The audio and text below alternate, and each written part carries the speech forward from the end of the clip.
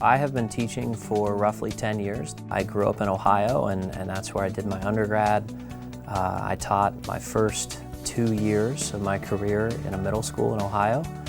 And then I had the fantastic, unique experience of teaching internationally. I taught on the island of Kitt and Nevis, and then when we returned home, I moved to South Carolina and have been teaching here in South Carolina ever since.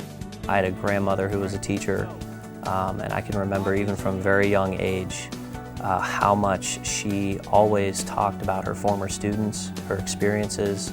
That always rubbed off on me.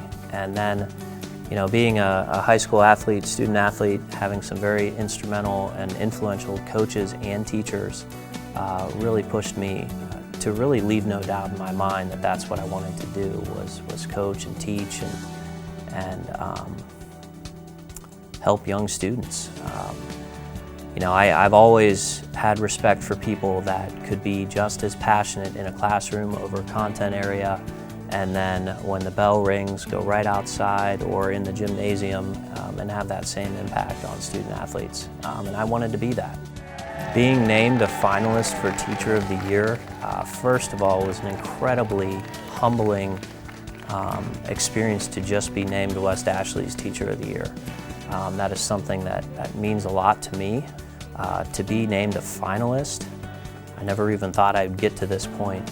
It's all just a great new experience. This year has been obviously the most challenging year in my career, and I think if you spoke to any teacher, they would say the same thing. But we've learned an awful lot, not only about ourselves as teachers, but I would like to think that administration in the district has also learned about our value and how we can thrive under pressure.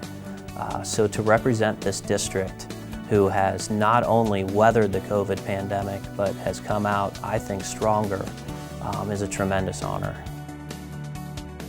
Whether it is a student in the classroom or an athlete, I really try to develop that individual relationship with each one of my kids. To me, that's the most rewarding, learning and understanding that all of these kids are different.